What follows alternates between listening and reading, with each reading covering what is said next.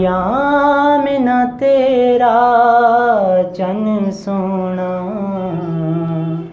سردار جہانوں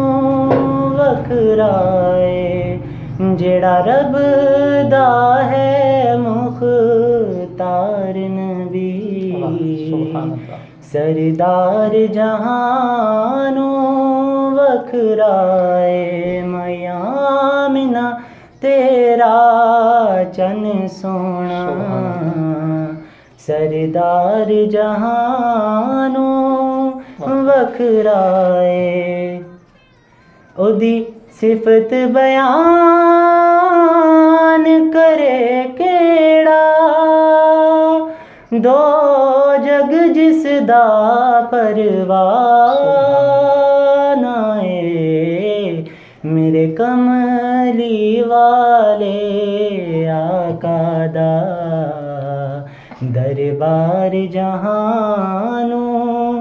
وکھرائے میامنہ تیرا چن سونا سردار جہانوں وکھرائے انہوں اپنے ورگا تو آکھی او دی مثل نیر فرشاں تے میں کی دساں لج پال نبی میں کی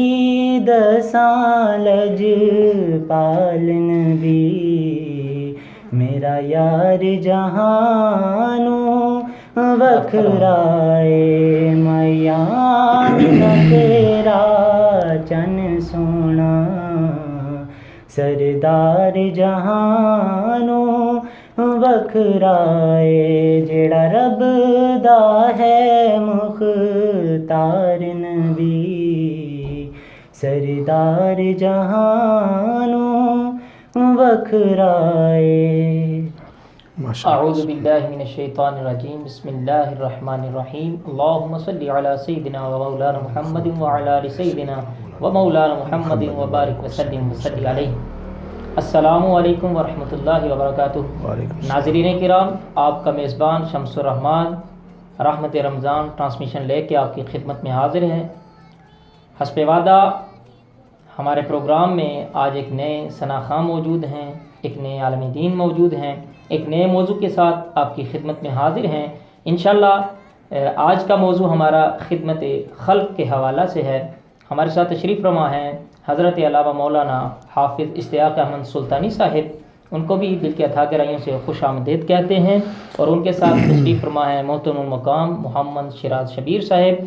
وہ بھی ہمارے پروگرام کی زینت بنے، ان کو بھی دل کے اتھا گہرائیوں سے خوش آمدید کہتے ہیں۔ تو جناب محترم، ہم اپنے پروگرام کی طرف آتے ہیں، علامہ صاحب سے گفتگو کا آغاز کرتے ہیں۔ علامہ صاحب یہ بتائیے کہ جس طرح رمضان شریف کے اندر مختلف عبادات کرنا ضروری ہے، جیسے نوافل پڑھنا، جیسے رکوع و سجود کرنا، جیسے قرآن پاک کی تلاوت کرنا، اس کا اجر بڑھ جاتا ہے۔ ناظرین و کرام کو ذرا خدمت خلق کے حوالہ سے کہ خدمت خلق کا کتنا فائدہ ہے مختصراً ہمیں ہمارے ناظرین کو بیان فرمائیے۔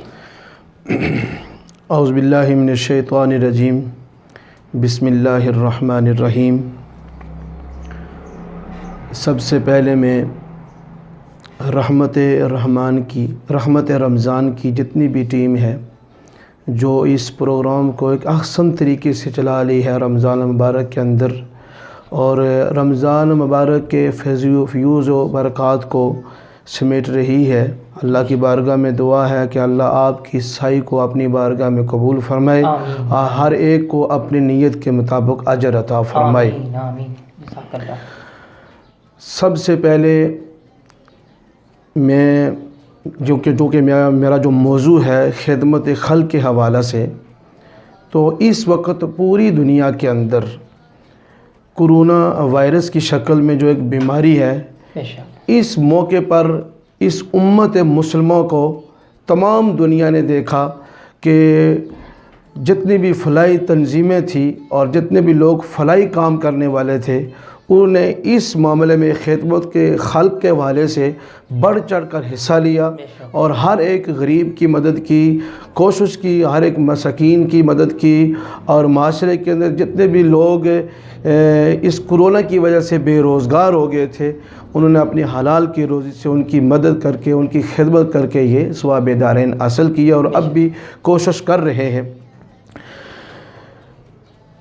ایک حدیث مبارکہ ہے مسلم شریف کی، حضرت نعمان بن بشیر رضی اللہ تعالی عنہ سے مروی، آپ فرماتے ہیں کہ رسول اللہ صلی اللہ علیہ وسلم نے فرمایا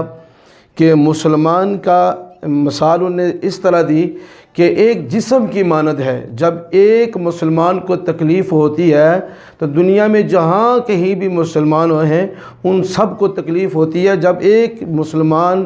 کسی دوسرے مسلمان کو تکلیف میں دیکھتا ہے، یعنی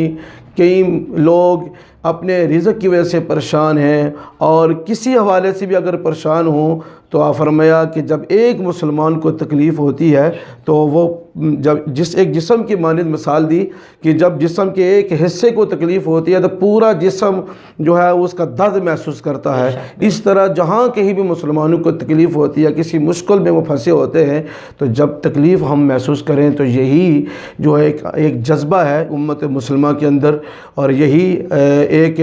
ان کی اندر ایک طاقت ہے، ہمت ہے کہ جب وہ اس حضور علیہ السلام کی اس حدیث کے مصداق ٹھہرتے ہیں، جب وہ اس لوگوں کی مدد کرتے ہیں، خدمت خلق کی جو ہے وہ مدد کرتے ہیں، لوگوں کی بڑھ چڑھ کر ہر والے سے مدد کرتے ہیں۔ بے شک، ماشاءاللہ، بڑے عمدہ انداز میں ہمارے سامنے ایک حدیث پاک بیان کی ہے علامہ صاحب نے کہ حضور علیہ السلام کا فرمان عالی شان ہے کہ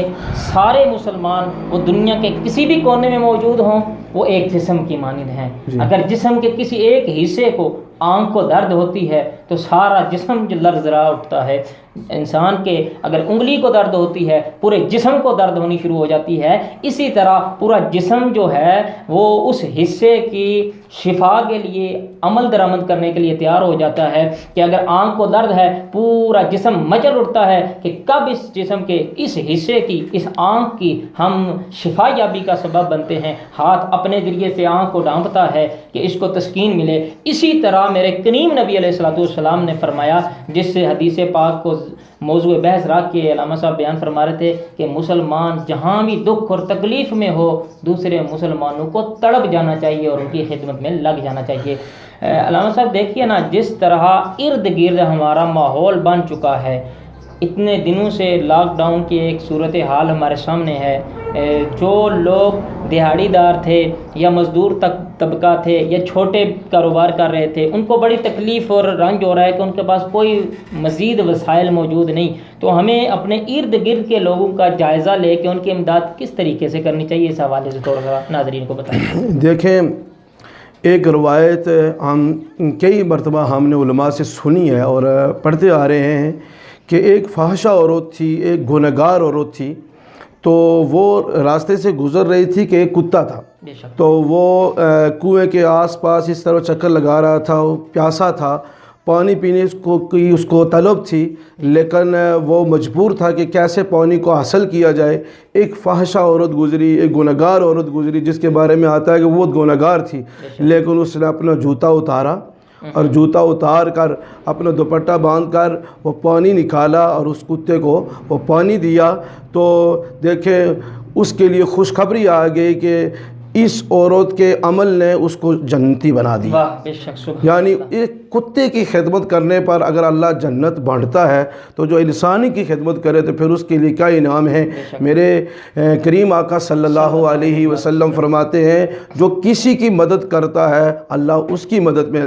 لگ جاتا ہے، جو کسی کی حاجت روائی کرتا ہے اللہ اس کی حاجت روائی کرتا ہے، اور جو صرف نیت بناتا ہے کہ میں اپنے مسلمان بھائی کی مدد کروں اور صرف نیت بناتا ہے، گھر سے نیت بنا کے نکلتا ہے، تو روایات میں ہے کہ اس کے نامہ اعمال میں 20 عمروں کا ثواب لکھا جاتا ہے، اور ایک روایت میں ہے کہ 20 دفعہ اعتکاف کرنے کا ثواب اس کے نامہ اعمال میں لکھا جاتا ہے۔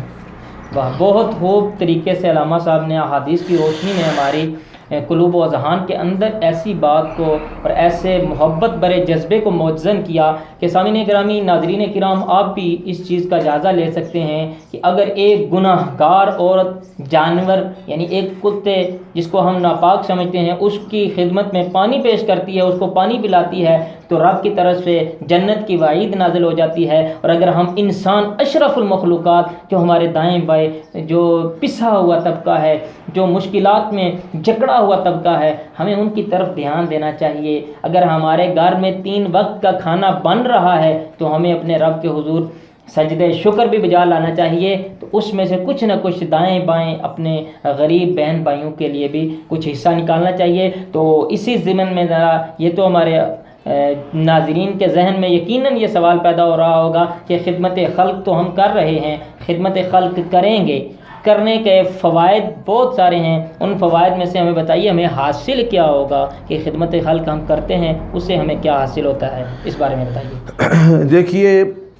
ہم جب کسی معاشرے کے اندر ایک غریب طبقہ ہے اور مساکین اور یتیم لوگ ہیں، جب ان کی ہم مدد کرتے ہیں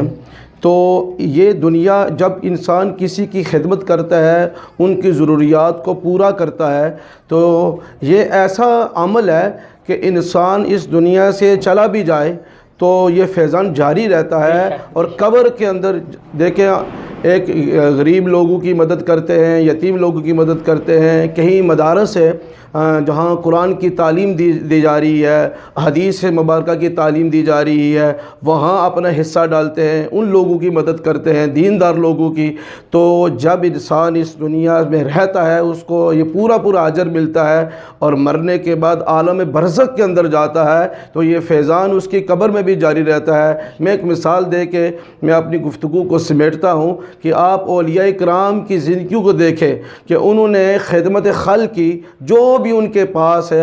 ان کی خدمت کرتے ہیں، لنگر جاری رہا، اور اللہ کی مخلوق کو، چاہے اس میں یتیم، مساکین، جتنے بھی لوگ آئے عام خاص، سب کی وہ اس طرح خدمت کرتے رہے۔ اور مرنے کے بعد جو وہ اس وصال کے بعد اپنی قبروں میں چلے جاتے ہیں تو ان کے میزار پر میلہ جاری رہتا ہے، ان کے میزار پر فیضان جاری رہتا ہے۔ میں ایک مثال دوں کہ آپ لاہور چلے جائیں، داتا گنج بخش اجمری کے میزار پر، وہاں آپ انسان تو انسان ہے، جو ہے وہ کبوتر آ کر وہاں سے اپنا رزق لے کے جاتے ہیں۔ یہ فیضان جانوروں کو بھی ملتا ہے، یہ فیضان پرندوں کو بھی ملتا ہے۔ جب انسان کے اندر جذبہ ہونا چاہیے کہ میں مخلوق خدا کی خدمت کروں گا تو یہ خدمت مجھے دنیا میں بھی فائدہ دے گی، قبر میں بھی فائدہ دے گی، اور انشاءاللہ تعالی میدان محشر کے اندر بھی فائدہ دے گی۔ سبحان اللہ، بڑے پر احسن انداز میں حضرت صاحب ہمارے دلوں کی اجڑی ہوئی کھیتی کو آباد کر رہے تھے، اور فرما رہے ہیں دیکھیے جس طرح ہمارے اسلاف نے، ہمارے بزرگان دین نے، اولیاء کرام نے اتنے احسن انداز میں خدمت خلق کی، جب وہ دنیا پہ رہے خدمت خلق کے جذبے سے سرشار رہے، اور اپنے ارد گرد مساکین کو دیکھتے رہے، غربا کو دیکھتے رہے، اپنے گھر کو دیکھے بغیر وہ ان کی خدمت میں لگے رہے۔ جب وہ دنیا سے جاتے ہیں تو ان کو ایک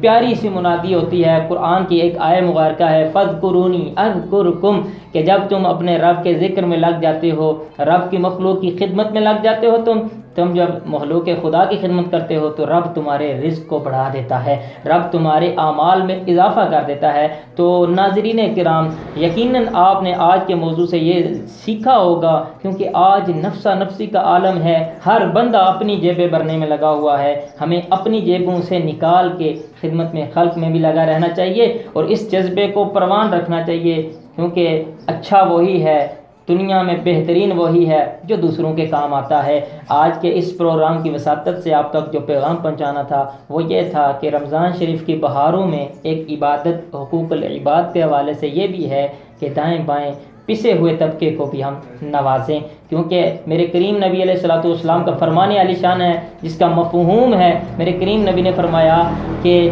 دینے والا ہاتھ لینے والے ہاتھ سے بہتر ہے، اور آپ لوگ وہ لوگ ہیں جن کا ہاتھ دینے والا ہے۔ اللہ ہم سب کو دینے والا بنائے۔ اس دنیا کے اندر ایک وقت وہ بھی تھا، مدینہ شریف اور مکہ شریف کا وہ دور بھی ہم نے دیکھا ہے، ہم اگر اپنی تاریخ کی طرف جائیں، باقی ساری قومیں اپنے بیک اپنی تاریخ کی طرف جائیں تو ان کو اپنی تاریخ سیاہ ملتی ہے، لیکن جب ہم اپنی تاریخ کی طرف جاتے ہیں تو وہ روز روشن کی طرح چمکتی دمکتی نظر آتی ہے۔ مکہ شریف اور مدینہ شریف یعنی عرب شریف کا وہ منظر بھی ہماری تاریخ ہمیں دکھاتی ہے کہ ایک دن آیا کہ مکہ شریف کی گلیوں میں کوئی بندہ ایسا نہیں تھا جو صدقہ لینے والا ہو، جو زکوٰۃ لینے والا ہو، بلکہ سارے دینے والے تھے۔ یہ کیسے تھا کہ یہ ان کے اندر جذبہ تھا، خدمت خلق کا جذبہ تھا۔ آج کے پروگرام کی وساطت سے رب کائنات کے حضور دعا ہے کہ اللہ تبارک تعالی ہم سب کو خدمت خلق کرنے کا جذبہ سرشار فرمائے، اور اسی جذبے سے ہمیں دنیا کے اندر خدمت کرنے کی توفیق عطا فرمائے۔ اپنے میزبان شمس الرحمان کو رحمت رمضان کے اس پروگرام کے آج کی اس ٹرانسمیشن کے تحت اجازت دیجیے۔ کل تک کے لیے اللہ نگہبان۔